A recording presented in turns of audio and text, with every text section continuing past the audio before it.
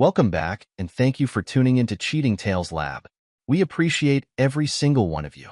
We'd love to know, what part of the world are you watching from right now?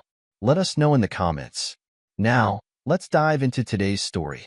Major Thomas Wolfe, Hawthorne's muscles tensed as the military transport plane touched down at Fort Bragg, North Carolina. The familiar runway stretched before him, a sight he dreamed of during countless nights in Afghanistan. 2 weeks ahead of schedule, he allowed himself a rare smile, imagining the surprise on his family's faces. His calloused fingers traced the worn edges of his phone. No messages, no calls, no responses to any of his communications over the past month.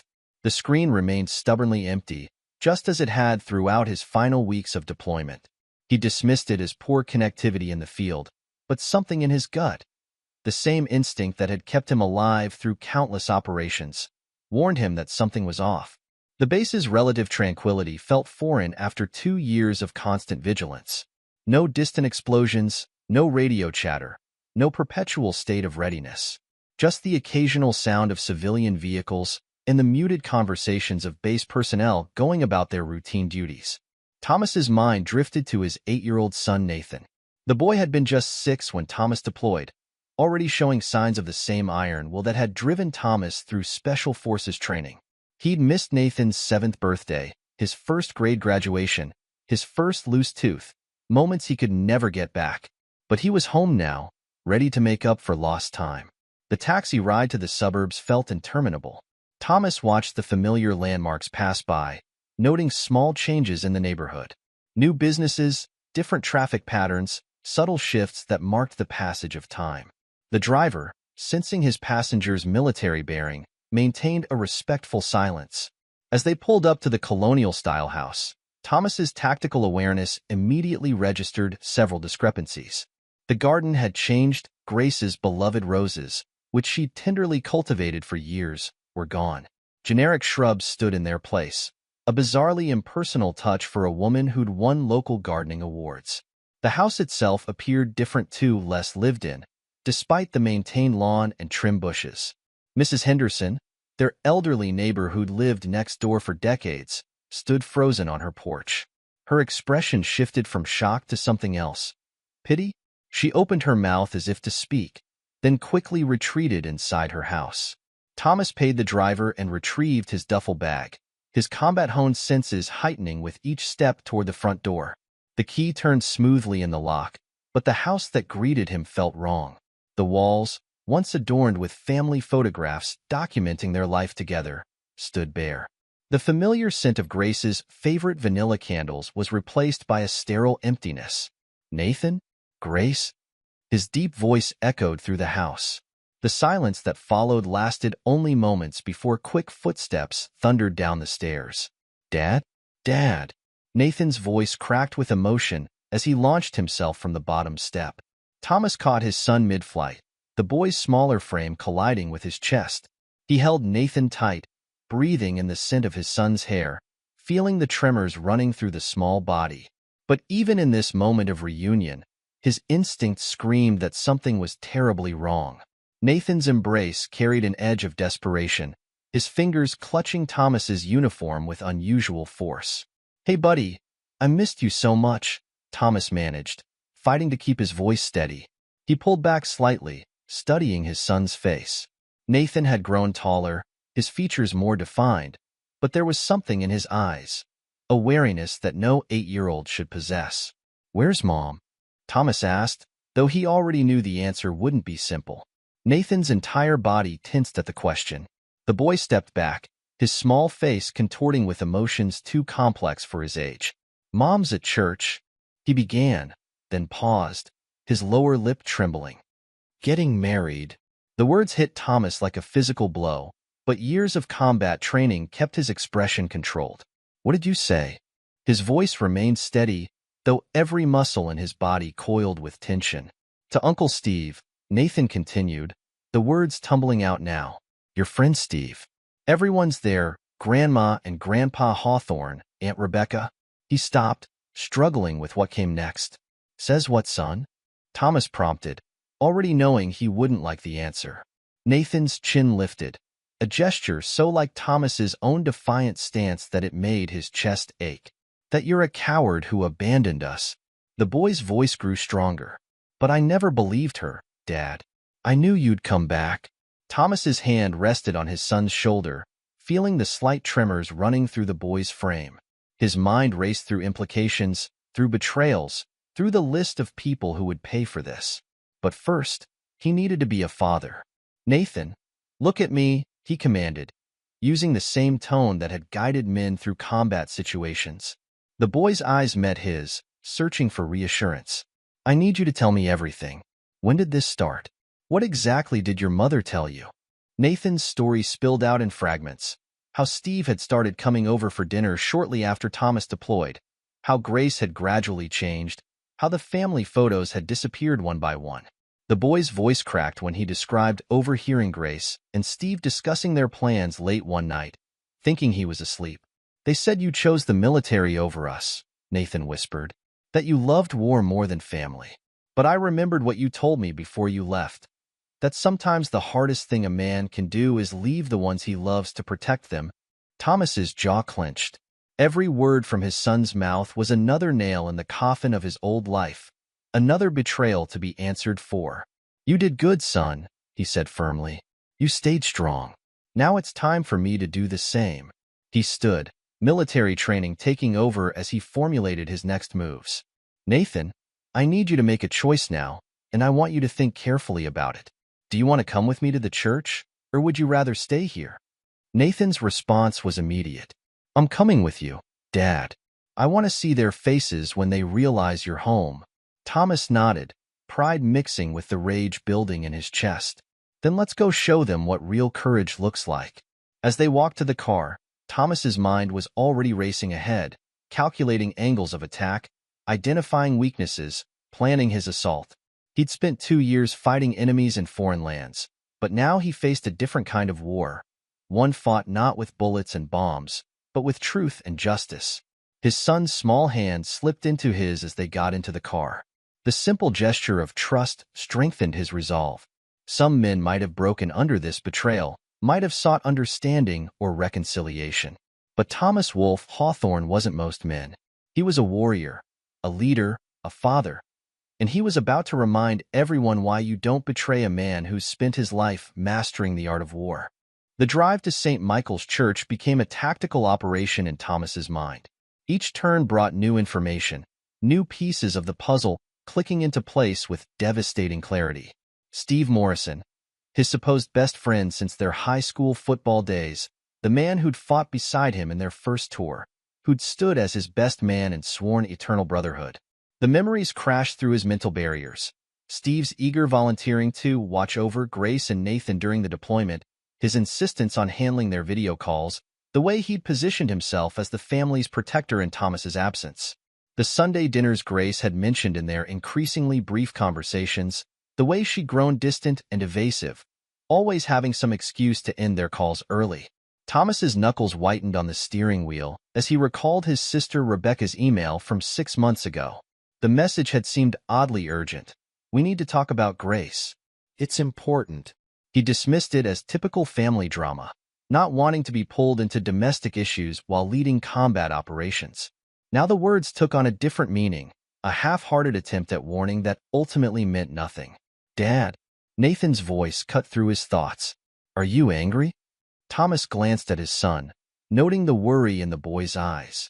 Not at you, Nathan. Never at you. But yes, I'm angry at the adults who should have known better, who should have protected our family instead of destroying it. Even Grandma and Grandpa? Especially them. Thomas's voice hardened. Family means something, son. It means loyalty, honor, trust. Your grandparents watched this happen and said nothing. They chose sides, and they chose wrong.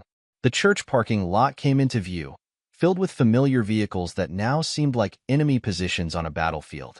His mother's silver Mercedes, always parked precisely in the shade. His father's restored Corvette, the car he'd promised to help Thomas work on when he returned. Steve's Porsche, bought with the profits from the security consulting firm he and Thomas had planned to start together after his service ended. Thomas pulled around to the back of the church, military instincts taking over. Nathan, listen carefully, he said, turning to face his son. What's about to happen in there? People might get scared, might get angry. But I need you to remember something. Everything I do to protect what's right. Do you understand?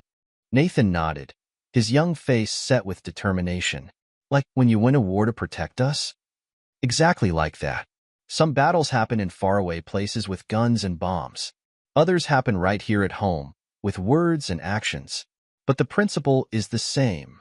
You fight for what's right, and you never back down from the truth. They got out of the car, and Thomas could hear the wedding march beginning to play inside the church. The sound struck him as obscene, a celebration of betrayal, a mockery of everything he'd fought to protect. What are you going to do, Dad? Nathan's small hand slipped into his again, seeking reassurance. Thomas squeezed his son's hand gently. Stay close to me, Nathan. It's time for some truth.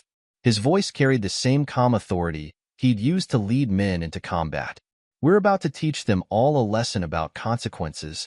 As they approached the side door, Thomas caught their reflection in a window, father and son. One in combat fatigues, the other in casual clothes, both standing straight-backed and determined. In that moment, he saw not just his son but a warrior in training, a boy learning the hardest lessons about honor and betrayal far too early. Remember this moment, son, he said quietly. Remember that sometimes the biggest acts of courage happen not on battlefields, but in moments like this, when we stand up for what's right even when it hurts. Nathan's chin lifted in that familiar gesture of defiance. I'm ready, Dad. Thomas allowed himself one last moment of preparation, mentally mapping out the church's layout, identifying likely positions of key players, calculating angles of approach. The tactical part of his brain, the part that had kept him and his men alive through countless operations, kicked into high gear. The wedding march swelled behind the doors, and Thomas felt a cold smile form on his face. In Afghanistan, he'd earned the nickname Wolf not just for his tactical prowess, but for his ability to strike when enemies least expected it. Now it was time to remind everyone back home exactly why that name struck fear into those who crossed him. Time to crash a wedding, he murmured, and reached for the door. The heavy wooden doors burst open with a thunderous crash that echoed through the vaulted ceiling. Thomas stood in the entrance, combat uniform still dusty from the transport plane, Nathan a small but determined presence at his side. The wedding march screeched to a halt mid-note, the organist's fingers frozen over the keys. 200 heads turned in unison, the collective gasp creating a wave of sound that rolled through the church. Thomas registered everything with combat-honed precision. Grace at the altar, resplendent in a designer wedding dress that probably cost more than his annual combat pay. Steve beside her, his tailored tuxedo a far cry from the battle fatigues they'd once shared. The front pew where his parents and sister sat, their faces transforming from celebration to horror in slow motion. Don't let me interrupt. Thomas's voice carried through the stunned silence, each word precise and measured. I just came to congratulate the happy couple. His eyes swept the congregation, recognizing faces that triggered fresh waves of betrayal, and to thank my loving family for their support during my deployment. He began walking down the aisle, each step deliberate and controlled. Nathan matched his pace perfectly, the boy's presence adding an extra layer of damning testimony to the scene. Church members shifted in their pews, whispers erupting like nervous gunfire. Look, there's Sarah from the PDA, Nathan whispered, pointing to a woman who was now trying to disappear into her seat. She helped Mom pick out wedding flowers. And Mr. Johnson from my school. He's been helping Uncle Steve with business stuff. Thomas nodded, cataloging each face, each betrayal. He recognized members of his old high school football team, veterans from the local VFW post, neighbors who'd promised to look after things while he was deployed. All complicit, all aware, all silent. Grace found her voice first, though it trembled with forced confidence. Thomas, she said, her hands clutching her bouquet like a shield. You weren't supposed to be here. Clearly. He reached the altar, looking directly into her eyes. 2 years I spent in combat zones, taking fire, losing men, watching brothers die. His voice remained steady, but carried an edge that made several guests flinch. while you and Steve played house with my son. With my family's blessing. Steve stepped forward, hands raised in a placating gesture that Thomas remembered from their military days, the same gesture Steve had used when trying to talk down hostile civilians. Brother, let me explain. Thomas's fist connected with Steve's jaw before he could finish the sentence. The impact was precise, calculated, everything he'd learned in close combat training compressed into one perfect strike. Steve sprawled across the altar steps, blood staining his pristine white shirt. Several guests screamed. Grace stumbled backward, almost tripping on her wedding dress. The priest quickly moved to protect the sacred implements on the altar. I'm not your brother. Thomas's voice cut through the chaos like a combat knife. Brothers don't steal each other's wives. Brothers don't destroy families. He turned to Grace, who shrank back from his gaze. And wives don't betray husbands who are fighting for their country. His mother rushed forward, her designer dress rustling as she moved. Thomas, please. We only want it. Save it. He cut her off, his tone arctic. You chose your side. All of you did. He looked at his father, who couldn't meet his eyes, then at his sister Rebecca, who was crying silently in the pew. Now you'll live with the consequences. He turned to address the shocked congregation, his parade ground voice filling every corner of the church. Let me make sure everyone understands exactly what happened here. My wife and best friend have been having an affair while I served our country. My parents and sister knew and helped hide it. They planned this wedding for the exact time I was supposed to be deployed. He paused, letting each word land like an artillery strike. Remember their faces. Remember what they did to a soldier who was fighting for them. Nathan's hand tightened in his, and Thomas looked down at his son. The boy's face showed not shame or fear, but pride in a father who stood up for truth, who faced betrayal with strength rather than weakness. Taking Nathan's hand firmly in his, Thomas turned and walked back down the aisle. The congregation parted before them like water, no one daring to meet his eyes. At the doors, he paused and turned one last time.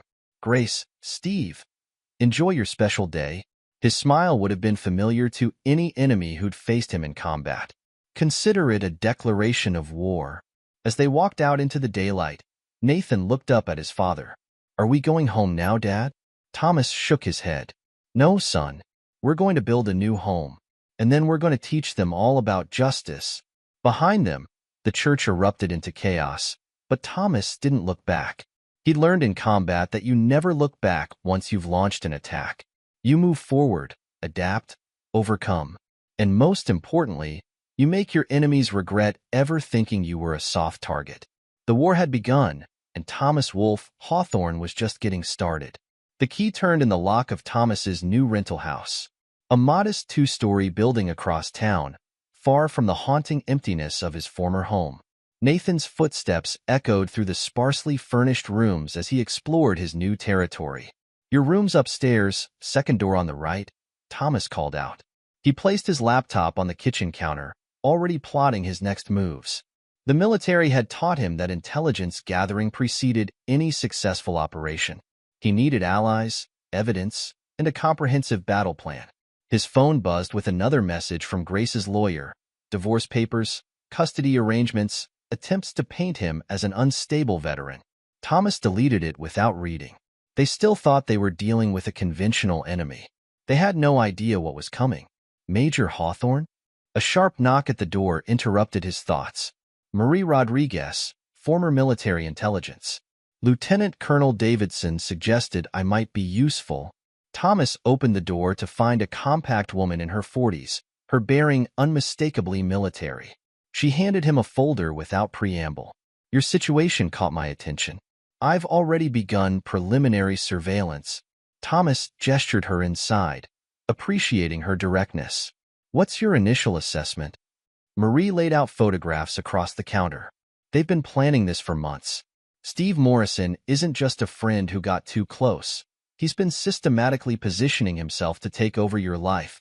She pointed to various images, Steve and Grace at restaurants, family gatherings, school events. He's been building relationships with your business contacts, spreading stories about your abandonment of the family. Your parents. They've been actively helping.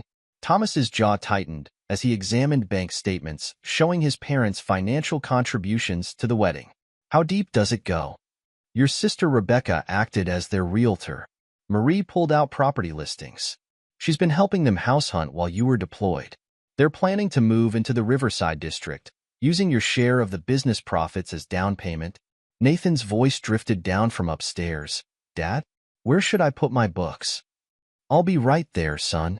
Thomas turned back to Marie. What about Nathan? What are their plans for him? Marie's expression hardened. They're preparing to file for full custody, planning to use your military service against you, painting you as an absent father who chose war over family. They've been coaching Nathan, trying to turn him against you. Thomas's hands clenched into fists. They really have no idea what they're dealing with, do they? No, Marie agreed. They think they're facing a broken soldier. They don't realize they're up against a tactical expert who specializes in dismantling enemy operations. Thomas began organizing the photos. I need everything: their movements, communications, financial records. Every weakness, every pressure point, every skeleton in their closets. Already on it. Marie pulled out her laptop. Steve's business dealings aren't as clean as they appear.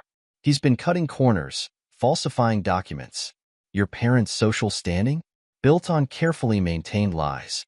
Grace's teaching career? There are some interesting complaints buried in her personnel file. Thomas nodded, military planning mode fully engaged.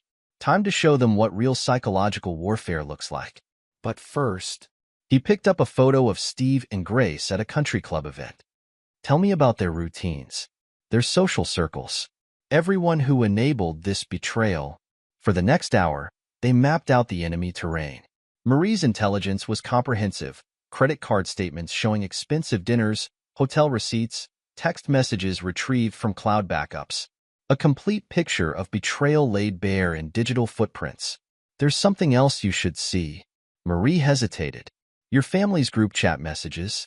They've been discussing how to handle your return, assuming you survive deployment. Thomas read through the messages, his expression growing colder with each line. His mother's concerned messages about making the transition easier. His father's financial advice to Steve about managing the anticipated inheritance. His sister's suggestions for handling the inevitable confrontation. They thought they had it all planned out, Thomas said quietly. The grieving widow finding comfort, the devoted friend stepping up, the supportive family helping them heal. A perfect narrative for their social circle. Instead, they got the wolf. Marie smiled grimly. Want to hear my proposal for Phase 1? Thomas returned her smile, the same smile that had unnerved enemies in combat zones. Let's start with Steve's business empire. Tell me about these fraudulent contracts. Marie pulled up financial documents. He's been using your projected partnership to secure investments. The numbers don't add up. One anonymous tip to the SEC. Not yet. Thomas held up a hand. First, I want a complete map of everyone involved. Every investor, every client, every social connection. When we strike, we destroy the entire network. Nathan came downstairs, pausing at the sight of Marie. Thomas made the introductions. Ms. Rodriguez is helping us make things right, son. Nathan studied her with surprising maturity. Are you going to help Dad fight them? That's right, Marie answered. Your dad's a strategic expert. We're going to make sure everyone learns why you don't betray a soldier. Thomas watched his son absorb this, seeing the same determination he felt reflected in the boy's eyes. Nathan, remember what I taught you about military operations? Gather intelligence, identify weaknesses, plan the attack, show no mercy to the enemy, Nathan recited. Exactly. Thomas ruffled his hair. Now go finish unpacking. We've got work to do. After Nathan went upstairs, Marie raised an eyebrow. He's handling this well. He's a soldier's son, Thomas said simply. He understands loyalty and betrayal better than they ever will. He turned back to the evidence. Show me everything you have on Steve's investors. It's time to start dismantling his empire. Thomas sat in his home office, monitoring multiple screens as his carefully orchestrated plan unfolded. Marie's intelligence had been flawless, each piece of evidence strategically deployed for maximum impact. The first anonymous tip reached Steve's largest investor at 9 a.m. Detailed documentation of fraudulent practices, inflated projections, and misappropriated funds. By 9:30, three more major investors received similar packages. The timing was precise, coordinated for simultaneous impact. Thomas's phone buzzed, a text from Marie. Phase 1 initiated. Watching Steve's office now. Through Marie's surveillance feed, Thomas watched Steve's increasingly panicked movements. The man who'd stolen his life was about to learn about real warfare. By noon, Steve's carefully constructed business empire began showing cracks. The phone calls started rolling in, nervous investors demanding explanations, partners pulling out of deals, banks freezing accounts pending investigation. Steve's assistant quit dramatically, having received an anonymous email about her boss's history of harassment claims. Thomas allowed himself a small smile as he composed the next series of tips. His sister Rebecca's real estate dealings weren't as ethical as she pretended. Anonymous complaints to the licensing board detailed multiple violations: insider trading, hidden fees, fraudulent documentation. Dad. Nathan stood in the doorway. Uncle Steve's on TV. Thomas turned up the volume on the local news. Steve stood outside his office building, sweating in his expensive suit, attempting to explain away the mounting allegations. His confident facade cracked as reporters shouted questions about fraudulent contracts and misappropriated veteran benefits. "Is this part of your plan?" Nathan asked, studying the screen. "This is just the beginning," Thomas replied. "Remember what happens to people who betray trust? They lose everything," Nathan said firmly. "That's right." Thomas checked another alert. His parents' country club had received an interesting package of documents, evidence of his father's inappropriate behavior with young staff members, along with proof of covered-up incidents. Marie's next update confirmed the impact. Country club membership revoked. Your mother's social standing in freefall. Rebecca's real estate license suspended pending investigation. Thomas typed out his next instruction. Release the school board documents. Within hours, Grace's carefully crafted image as the abandoned military wife began unraveling. Anonymous sources provided the school board with detailed documentation of her affair with a married man while his wife served overseas. The local veterans groups, already furious about the wedding incident, began showing up at every social event Grace and Steve attended. They shared stories of Thomas's heroism, of battles fought and brothers lost while Steve played house with a deployed soldier's wife. Thomas worked, each strike precisely calculated. Steve's business partners received evidence of his stolen valor, exaggerated military service claims, appropriated war stories. Local news outlets got anonymous tips about the family's betrayal of a decorated soldier. The pressure mounted steadily. Grace's social media filled with messages from military spouses expressing their disgust. Steve's professional network dissolved as colleagues distanced themselves from the growing scandal. "You're destroying them," Marie observed during their evening briefing. "Steve's company stock has dropped 60%. Grace is on administrative leave. Your parents are social pariahs." "No," Thomas corrected her, his voice cold. "They destroyed themselves. I'm just making sure everyone knows it." He pulled up their next target list. Time for Phase 2. Marie studied the new intelligence. "Your father's business partners might object to these revelations. They should have thought of that before they financed my wife's wedding to my best friend." Thomas's tone remained clinical, detached. "Upload the documents at midnight." The psychological warfare continued relentlessly. Every social event became a minefield. Veterans appeared at restaurants where Grace dined, sharing loud conversations about loyalty and honor. Business meetings where Steve pitched to investors were interrupted by former soldiers, asking pointed questions about his military claims. Thomas monitored it all from his command center, directing each strike with tactical precision. Nathan watched and learned, absorbing lessons about consequences and justice. "Your mom called," Thomas mentioned one evening. "She's begging for a meeting." Nathan looked up from his homework. "Are you going to talk to her?" No. Thomas showed him the latest intelligence report. "She's trying to gather sympathy for their counterattack. But we're ready for that too." The report detailed Grace and Steve's desperate attempts to salvage their reputations. Emergency meetings with lawyers, frantic calls to media contacts, attempts to spin the story as persecution by an unstable veteran. They still think they can win this, Marie noted. Thomas's smile was predatory. They haven't figured it out yet. In war, you don't just defeat the enemy. You take away their ability to fight back. The lawsuit arrived exactly as Thomas had predicted. Grace and Steve's lawyers filed for emergency custody, painting him as an unstable veteran devastated by betrayal. His parents submitted sworn statements about his violent outburst at the church. The local papers picked up the story, questioning whether a combat veteran with anger issues should have custody. Thomas read the court documents without expression, noting how they'd twisted every fact to support their narrative. His punch at the wedding became uncontrolled violence. His tactical dismantling of their lives became dangerous obsession. They're calling you unstable, Marie reported, monitoring the media coverage, claiming PTSD, suggesting you're a threat to Nathan. Right on schedule. Thomas pulled up his prepared countermeasures. Time to show them what real preparation looks like. The custody hearing took place in a packed courtroom. Grace's lawyer presented their case first, weaving a story of a troubled veteran unable to handle betrayal, a danger to himself and others.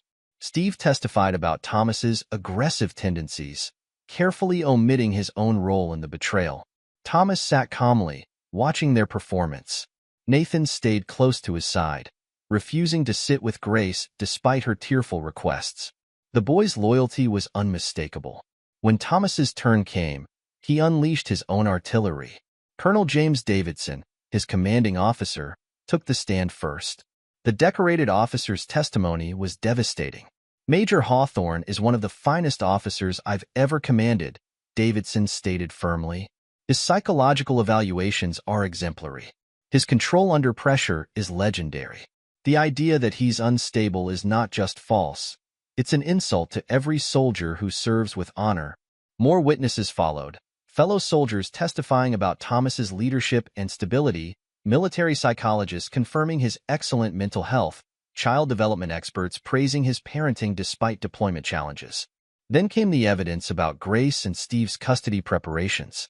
Documentation of their attempts to alienate Nathan, recordings of them coaching him to lie about his father, evidence of their plan to use the courts to separate a soldier from his son. The veterans in the gallery muttered angrily as each betrayal was exposed. Grace's face grew paler with each revelation.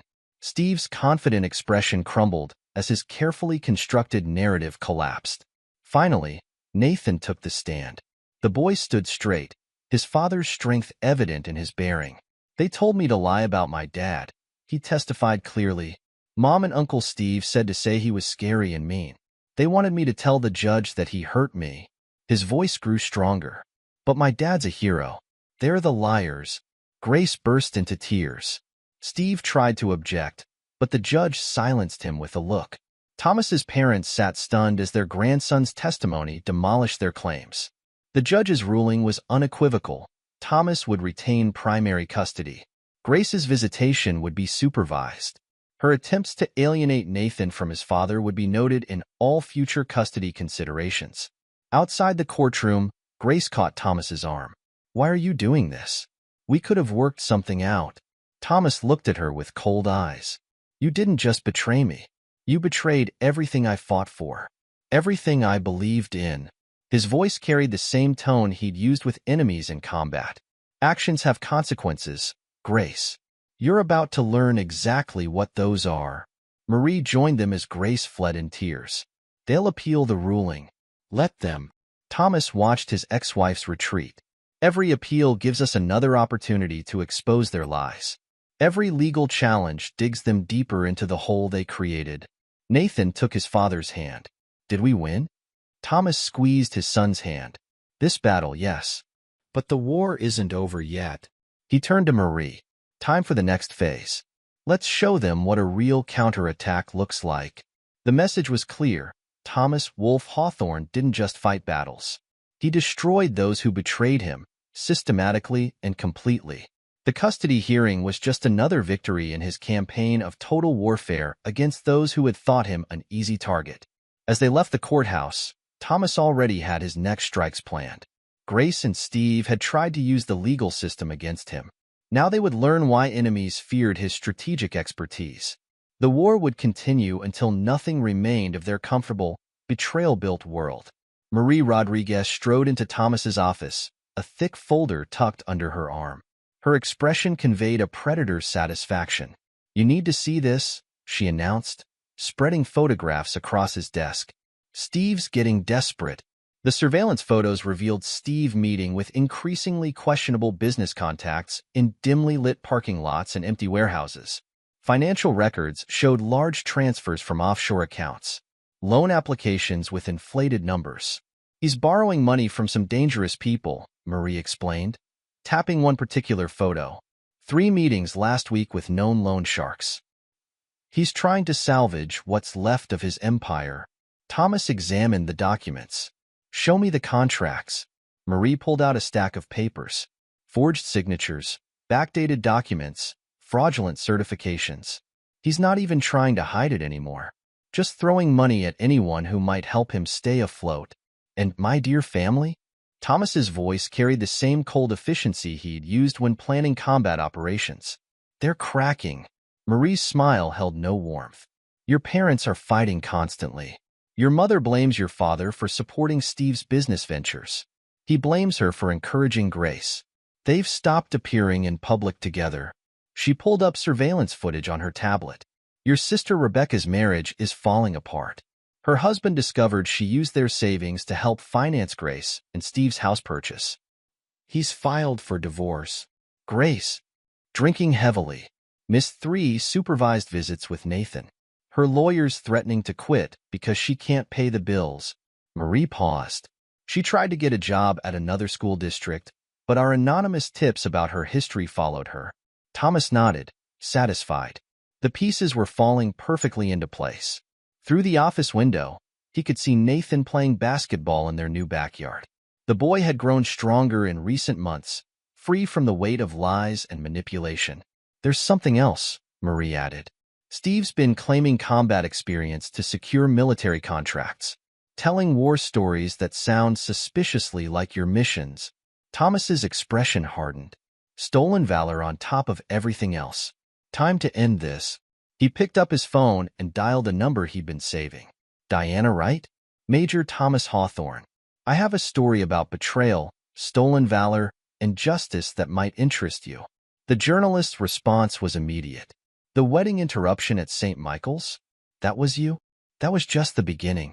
How'd you like an exclusive on what happened next?" Diana's voice sharpened with professional hunger. "I'm listening." Private investigators report, financial documents, surveillance photos, evidence of fraud, stolen valor, and conspiracy to alienate a child from his deployed father.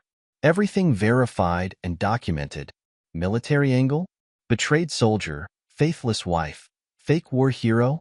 Complete with testimony from my commanding officer and fellow soldiers about my actual combat record compared to Steve's fabricated one, church wedding photos, including shots of my parents and sister celebrating while I was dodging bullets in Afghanistan. Diana's excitement was palpable. "This is Pulitzer material, Major. When can we meet?" "Tomorrow. Bring your photographer." Thomas's voice carried absolute certainty. Time to show the world what happens when you betray a soldier's trust. After hanging up, he turned to Marie. "Coordinate with Diana. Make sure she gets everything: bank records, surveillance photos, court transcripts. I want no detail left uncovered." "Full exposure?" Marie clarified. "No holds barred." "They chose this war," Thomas replied. "Now they'll see it through to the end." Nathan came inside, sweaty from basketball. "Dad, can we get pizza tonight?" Thomas smiled at his son, the one pure thing left from his old life. "Sure, buddy.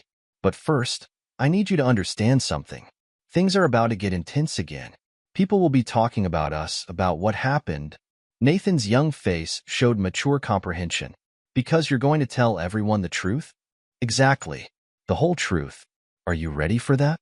The boy straightened, unconsciously mimicking his father's military bearing. "They're the ones who should be scared, not us." "Right, Dad. That's right, son."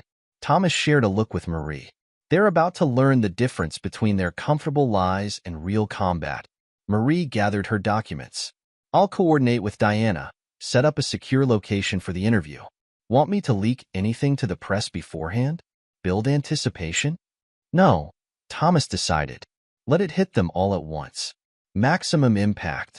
After she left, Thomas stood at his window, watching the setting sun paint the sky in deep purples and reds. Everything he'd done, the intelligence gathering, the strategic strikes, the calculated pressure, had led to this moment. The final offensive was about to begin. Dad, Nathan's voice pulled him from his thoughts. Are Mom and Uncle Steve going to jail? Thomas turned to his son, seeing the same tactical awareness he'd cultivated in his best troops. They're going to face consequences, Nathan. Real ones. That's what happens when you choose betrayal over loyalty. The boy nodded solemnly. Good. No tears, no confusion. Just the pure, clear judgment of a child who'd learned about honor from his father's actions rather than empty words. Thomas's phone buzzed with a text from Marie. Diana's ready. All pieces in position. He sent a single-word reply. Execute. The endgame was about to begin. Thomas Wolfe Hawthorne had learned patience in combat, waiting for the perfect moment to strike. Now that moment had arrived, and his enemies would finally understand why his men had named him after nature's most ruthless predator. Diana Wright's article hit the morning news cycle like a precision-guided missile. The headline alone was devastating. Betrayal of honor. How a decorated Special Forces officer's family conspired against him during deployment. The story opened with the dramatic wedding interruption, but quickly delved deeper. Diana's investigation exposed everything. The affair's timeline, the family's complicity, Steve's financial crimes, the attempted custody theft. Each revelation was backed by irrefutable evidence from Marie's investigation. Thomas watched the fallout from his office, monitoring multiple news feeds. Local stations led with the story. Military blogs exploded with outrage. Veterans groups across the country shared the article, adding their own condemning commentary. The photo spread was particularly damning. Grace and Steve at restaurants while Thomas was deployed. His parents celebrating their engagement. His sister Rebecca showing them houses. All dated, all documented, all painting a clear picture of calculated betrayal. His phone buzzed constantly with messages from fellow officers. Saw the article. They'll burn for this. Command is livid about Morrison's stolen valor claims. Entire battalion stands with you, Wolf. Marie arrived mid-morning with updates. Steve's remaining business partners are jumping ship. 3 board members resigned this morning. Stocks in free fall. Grace. School board called an emergency meeting. They're voting to terminate her contract. Too much public pressure. Marie checked her tablet. Your parents' country club officially revoked their membership. Your father's golf buddies are publicly denouncing him. Thomas nodded, satisfied. Rebecca? Her real estate agency fired her an hour ago. Her husband's divorce attorney is having a field day with the revelations about her financial misconduct. The article had been expertly crafted. Diana portrayed Thomas as the dedicated soldier and father, serving his country while his support system crumbled into betrayal.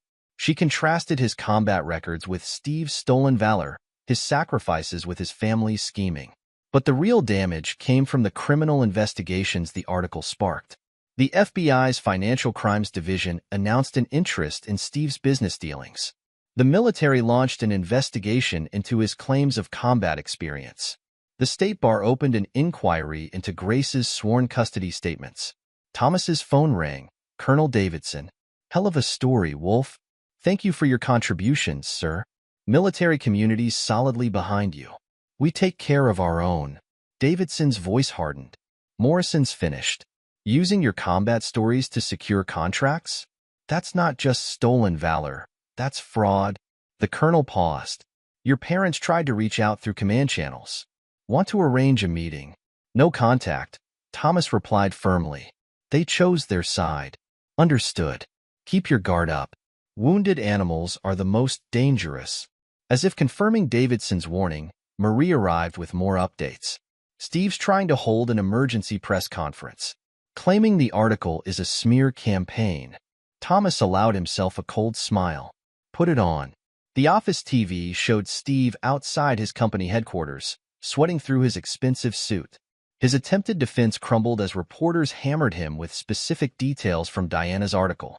Is it true you claimed Major Hawthorne's combat experiences as your own? Did you begin the affair while he was deployed? How long were you planning to marry his wife before his return? Did you use his expected deployment death to secure business deals? Steve's polished facade cracked completely.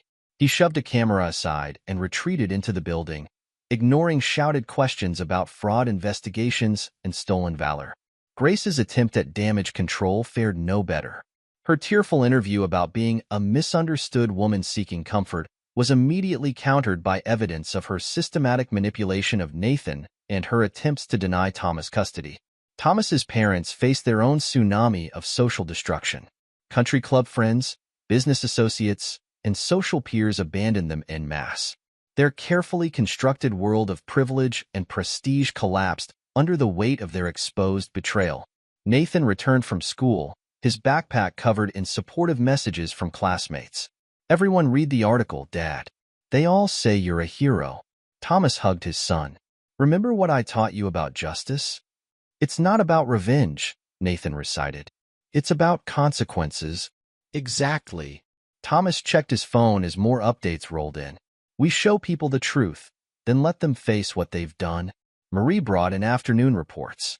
Military contractors were canceling deals with Steve's company. Grace's teaching license was under review. The FBI had executed search warrants on Steve's offices. "They're running out of options," Marie observed. "Good." Thomas's voice carried the same tone he'd used when cornering enemy forces. "Now we wait for their desperate counterattack." It came sooner than expected. Steve attempted to transfer massive sums to offshore accounts, triggering federal banking alerts. Grace tried to flee with Nathan during a supervised visit, only to be stopped by the veterans Thomas had stationed nearby. Thomas watched it all with calculated satisfaction. Everything was proceeding according to plan. His enemies were destroying themselves, their every desperate move further exposing their true nature. Diana called with updates about her article's impact. "It's going national, Major. Every major network wants to run with it. Veterans organizations are demanding congressional inquiry into stolen valor cases.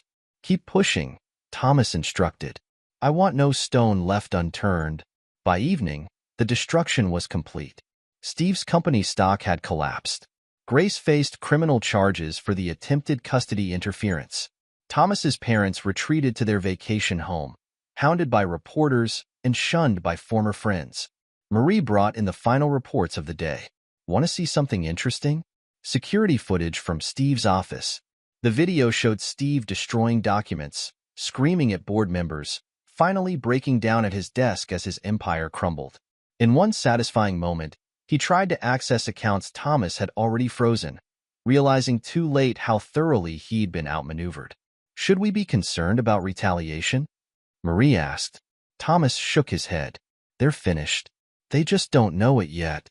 Diana's article had pulled the first thread, but Thomas's meticulous planning had ensured the entire tapestry of lies would unravel.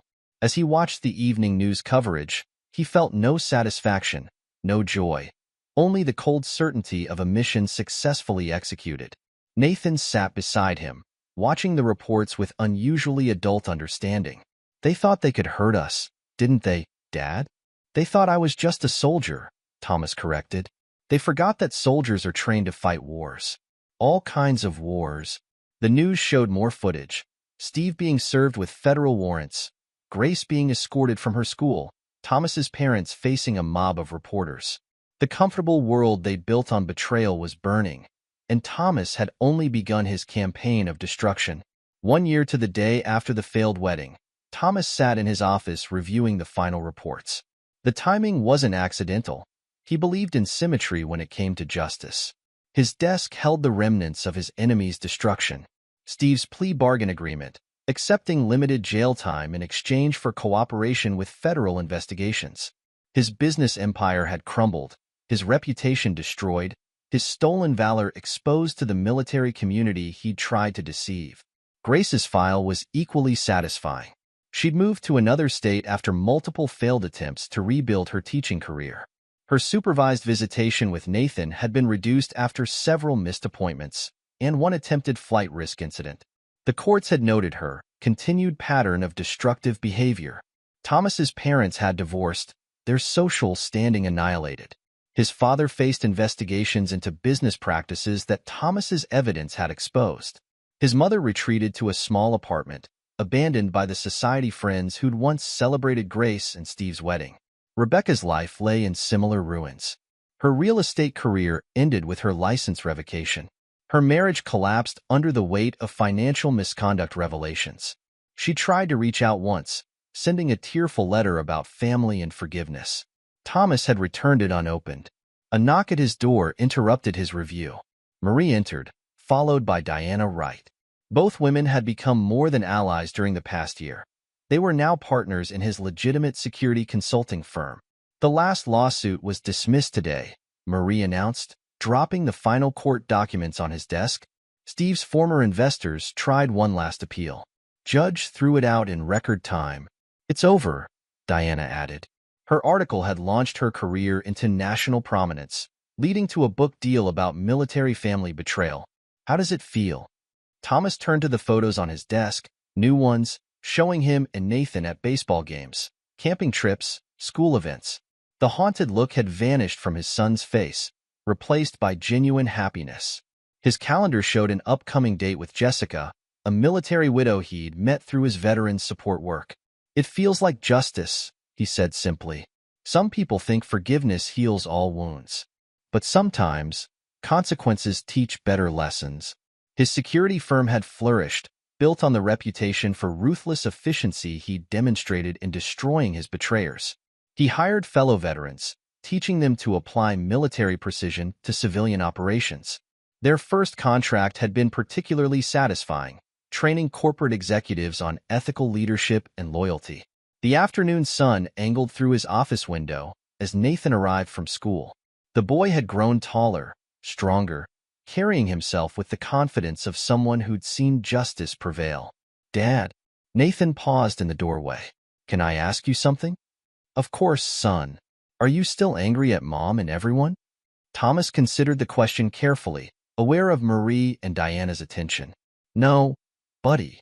Anger burns you up inside. I'm not angry anymore. I just made sure they faced the consequences of their choices. That's what real strength is. Not hurting people, but making sure justice is served. Nathan nodded, understanding in his young face. I'm glad you came home early that day. Me too, son. Thomas smiled. Me too. After Nathan went to start his homework, Diana gathered her notes. Mind if I use that quote about justice and consequences? It's perfect for the book's conclusion. Feel free. Thomas stood, surveying his rebuilt world. They thought they could betray a soldier without consequences. They learned otherwise. Marie checked her tablet one last time. Final statistics? Steve's net worth down 97%. Grace unemployed in 3 states. Your parents lost approximately $12 million in assets and social connections. Rebecca filing for bankruptcy. Complete destruction, just as planned. Not destruction, Thomas corrected. Justice. They destroyed their own world the moment they chose betrayal. I just made sure they couldn't hide from the consequences. The day wound down, his office quieting as staff departed. Thomas completed the last performance reviews for his veteran employees, signed off on new contracts, and prepared to head home. Nathan waited by the door, backpack ready. Pizza night? Pizza night, Thomas confirmed. They had traditions now, stable routines that helped heal the wounds of betrayal. As they walked to the car, Thomas saw his reflection in the window. Not a bitter man consumed by revenge, but a warrior who'd fought for justice and won. The price of betrayal had been paid in full. His enemies were destroyed, their comfortable world reduced to ashes. But Thomas had built something stronger from those ashes, a life founded on truth and honor, not betrayal and lies. As they drove home, Nathan discussed his history project about military heroes. I wrote about you, Dad, about how you fight for what's right, not just in war but here too. Thomas glanced at his son, seeing the man he would become. What did you learn from everything that happened? That loyalty matters, Nathan replied without hesitation. And that real strength isn't about hurting people. It's about making sure everyone faces the consequences of their choices. They pulled into their driveway, and Thomas noticed Jessica's car parked outside. She stood on the porch, her military bearing evident even in casual clothes. Their relationship had grown slowly, built on shared understanding of service and sacrifice. "I brought study materials for Nathan's math test," she called out. "And maybe some ice cream." Nathan rushed inside, leaving Thomas and Jessica on the porch. She'd become part of their lives gradually, never trying to replace Grace, but offering something entirely new: honest partnership based on mutual respect. "I saw the final court results," she said quietly. "Congratulations. Or is that the right word?" "It's finished," Thomas replied. "That's enough." Inside, Nathan had already spread his books across the kitchen table. Thomas watched him work, remembering the frightened boy who'd revealed his mother's betrayal a year ago. That boy was gone, replaced by a confident young man who understood the true meaning of strength and honor. The evening passed peacefully: homework, dinner, family time untainted by lies or manipulation. As Nathan headed up to bed, he hugged Thomas tightly. "Love you, Dad. Love you too, son. Never forget what we learned this year." "Never," Nathan promised. "We're warriors, right? We fight for what's right." After Nathan went upstairs, Jessica helped Thomas clean up. "You've built something good here," she observed. "From all that pain, you created this." Thomas nodded. The victory wasn't in destroying his enemies. It was in building this new life, showing Nathan that justice prevailed, and surrounding themselves with people who understood true loyalty. He'd lost his old family, but he'd gained something more valuable: truth, justice, and a chance to show his son what real honor looked like. The price of betrayal had been paid in full, and now it was time to build something new. The autumn sun set outside their window, painting the sky in colors of healing and hope. Thomas Wolfe Hawthorne had won his war, not through forgiveness, but through ruthless pursuit of justice. His enemies would carry their scars forever, while he moved forward, stronger than ever. Epilogue. 5 years later, Lieutenant Colonel Thomas Wolfe Hawthorne stood at the podium, addressing the graduating class of the military academy. At 45, his presence commanded even more respect than before, his reputation legendary not just for his combat service, but for the way he'd systematically destroyed those who betrayed him. "Honor isn't just a word," he told the cadets. "It's the foundation of everything we do. In combat and in life, you're defined by your choices and their consequences." In the audience, 13-year-old Nathan sat between Mary Rodriguez and Jessica, now Jessica Hawthorne. The boy had grown into a teenager who carried himself with military precision, already planning his own future service career. The past 5 years had proven that karma was indeed ruthless when properly managed. Thomas kept meticulous records of his enemy's downfall, not out of bitterness, but as object lessons and consequences. Grace lived in a small apartment in Arizona, working as a waitress after failing to rebuild her teaching career. Her attempts to find employment in education were consistently thwarted by the viral articles about her betrayal of a deployed soldier. Her supervised visitation with Nathan had ended 2 years ago when she failed to appear for 6 consecutive scheduled meetings. Last Thomas heard, she tried to contact Nathan through social media, creating fake accounts that Marie's security team quickly identified and blocked. Her carefully crafted image of the abandoned military wife seeking comfort had become a cautionary tale in military spouse support groups. Steve Morrison's fall had been even more spectacular. After serving 18 months for financial fraud, he emerged to find every door closed. Military contractors blacklisted him. Veterans organizations ensured his stolen valor became his primary identity. No reputable business would touch him after Diana Wright's series of expose articles went national. He'd attempted to restart in 3 different cities, using various business names, but Thomas's network of veterans and intelligence specialists tracked each move. Anonymous tips to potential clients and partners consistently revealed his history of betrayal and fraud.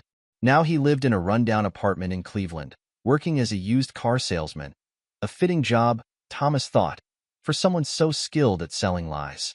His attempt to write a tell-all book had backfired spectacularly when Diana Wright published a detailed fact-check, destroying what remained of his credibility. Thomas's parents had fared no better. Their divorce had devolved into a bitter fight over rapidly dwindling assets. His father's business partners, worried about guilt by association, had forced him into early retirement. His mother lost her position on every charity board and social committee she'd once dominated. They sent birthday cards to Nathan every year. Each one was returned unopened, marked "No contact ordered by court." Their attempts to rebuild their social standing in a new city collapsed when Thomas's Veterans Network ensured their history followed them. Rebecca, his sister, had tried to reinvent herself after her divorce and bankruptcy. She'd moved to Seattle, attempting to start a life coaching business. The irony wasn't lost on Thomas when her promotional materials emphasized integrity and family values. It took one anonymous email with links to the archived news stories about her role in the betrayal to end her new venture before it began. She worked now as a receptionist, her dreams of real estate success permanently destroyed. Marie Rodriguez had transformed their successful intelligence operation into the country's premier corporate security firm. Wolf Security specialized in catching corporate spies and fraudsters, their military precision and ruthless efficiency making them the go-to choice for major companies. "Your father's methods are being taught at business schools now," Marie told Nathan during the academy graduation reception. Course is called Strategic Response to Corporate Betrayal. They use his systematic dismantling of Steve's business empire as a case study. Diana Wright's book, The Wolf's War, A Soldier's Response to Betrayal, had spent 40 weeks on the bestseller list. The film rights sold for 7 figures, though Thomas had only agreed to cooperate if the story emphasized the consequences of betrayal rather than sensationalizing the revenge aspect. The studio wants to do a sequel, Diana mentioned, joining them at their table. Focus on the aftermath, show how your targets never recovered. Grace gave an interview last month, still trying to paint herself as the victim. Nobody's buying it anymore. Thomas's marriage to Jessica 3 years ago had given Nathan the stable family environment he deserved. A military widow who understood service and sacrifice, she'd never tried to replace Grace's role, instead building her own relationship with Nathan based on honesty and shared values. "Dad's speaking at my school next month," Nathan announced proudly. "Career Day. Half my class signed up for the military because of him." Thomas watched his son with quiet pride. The boy who'd revealed his mother's betrayal had grown into a young man who understood honor wasn't just about following rules. It was about ensuring justice prevailed. The family's new home, a restored Victorian in an exclusive neighborhood, stood as a physical testament to their triumph. Thomas's study displayed the evidence of his victory, framed newspaper articles about Steve's conviction, Grace's teaching license revocation, his parents' social extinction. Some people called it revenge, Thomas told his academy audience, concluding his speech. They missed the point. This was about consequences, about ensuring that betrayal carries a price too high to risk paying. His security firm had expanded globally, with offices in major cities worldwide. They specialized in what Thomas called consequence management, helping clients ensure that those who betrayed them faced appropriate repercussions. Marie's network of intelligence specialists tracked Thomas's enemies, providing regular updates on their continued downfall. Grace's latest boyfriend had left her after discovering her history through an anonymous email. Steve's attempt to move to Canada had been thwarted when his past mysteriously surfaced during immigration screening. Thomas's parents had been forced to sell their vacation homes, their retirement funds depleted by failed investments and legal fees. They lived now in a modest condo in Florida, their social circle reduced to other pariahs who couldn't afford to shun them. Rebecca's daughter, Thomas's niece, had found the articles about her mother's betrayal during a school research project. The resulting family conflict had forced Rebecca to change jobs again, moving to a smaller apartment in a less desirable neighborhood. The thing about consequences, Thomas explained to a journalist doing a 5-year retrospective, is that they don't end. Each choice creates ripples that affect every aspect of your life. My enemies chose betrayal. They'll spend the rest of their lives experiencing the results of that choice. Nathan's academic and athletic achievements filled Thomas with pride. The boy had earned early acceptance to the military academy, his essay about learning honor through his father's response to betrayal earning special recognition.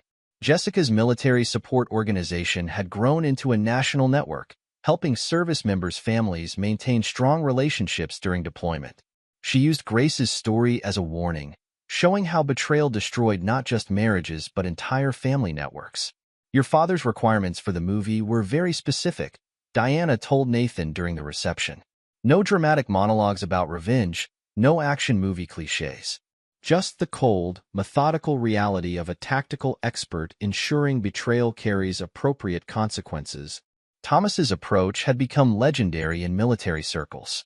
Young officers sought his mentorship, learning that true strength lay not in emotional outbursts, but in strategic response to betrayal. The Wolf Protocol, as Marie's security firm called it, had been refined into a comprehensive system for dealing with betrayal in corporate settings. Identify vulnerabilities, gather evidence, apply precise pressure, and maintain consistent consequences, she explained to clients. Thomas's enemies had learned too late that betraying a military strategist carried implications beyond their understanding. Their comfortable world hadn't just been destroyed. It had been systematically dismantled in a way that prevented any possibility of rebuilding. The greatest victory, Thomas told Nathan as they left the academy grounds, isn't in destroying your enemies. It's in ensuring they spend every day understanding exactly why their destruction was inevitable. Grace's latest attempt to modify the visitation agreement had been denied.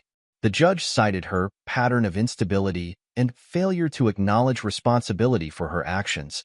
Her lawyer had withdrawn from the case after his firm received anonymous information about her history of missed payments. Steve's third marriage had ended after his new wife discovered news archives about his betrayal of a deployed soldier. His attempts to date through online services were consistently thwarted by mysterious leaks about his past. Thomas's parents had tried to attend Nathan's middle school graduation, hoping to reconcile. They'd been stopped at the entrance by Marie's security team, their invitations exposed as forgeries created by Rebecca. Sometimes people ask if I miss my old family, Nathan told a counselor during his academy entrance interview. I don't. They chose betrayal over loyalty. Dad taught me that choices have consequences, and their consequences aren't my responsibility. The Wolf Security corporate headquarters stood as a testament to Thomas's success. 20 stories of gleaming glass and steel, employing hundreds of veterans who understood the importance of loyalty and consequences. Marie's intelligence network had expanded to every major city, ensuring that Thomas's enemies could never escape their past. Every job application, every loan request, every attempt to rebuild triggered alerts that ensured their history remained relevant. The best part, Diana confided during the reception, is that they did it to themselves. Every piece of evidence we used was something they created. Their own actions condemned them.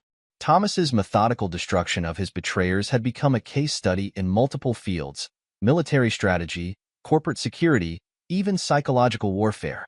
Students analyzed how he'd systematically eliminated every possible avenue of recovery. Grace's attempt to write a blog about healing from public shaming had backfired when readers discovered her identity. The comments section filled with veterans sharing stories about deployed soldiers whose families had betrayed them. Steve's psychiatrist had published an anonymous case study about the psychological impact of justified social extinction. Even with identities concealed, military readers had recognized the story, adding their own perspectives on betrayal's consequences. As Thomas drove his family home from the academy graduation, he reflected on the past 5 years. His enemies had expected him to react like a wounded man seeking revenge. Instead, they'd faced a strategic expert ensuring betrayal carried permanent consequences. We're having dinner with the film producers next week, Jessica mentioned. They want to discuss the documentary series about long-term consequences of betrayal. Nathan had already read the preliminary script. They're calling it The Wolf's Legacy. How One Soldier Redefined Justice. Thomas smiled, satisfied. His response to betrayal had evolved beyond personal revenge into a systematic approach to justice. Future generations would learn from his enemy's destruction, understanding that betrayal's consequences extended far beyond the initial act. The sun set behind them as they drove home. Another day ending in the life they'd built from betrayal's ashes. In their wake lay the scattered remains of those who'd thought they could betray a soldier without consequences. Ahead lay a future built on honor, strength, and the unshakable certainty that justice, properly managed, was the ultimate weapon against betrayal. This is where our story comes to an end. Share your thoughts in the comments section. Thanks for your time. If you enjoy this story, please subscribe to this channel. Click on the video you see on the screen, and I will see you there.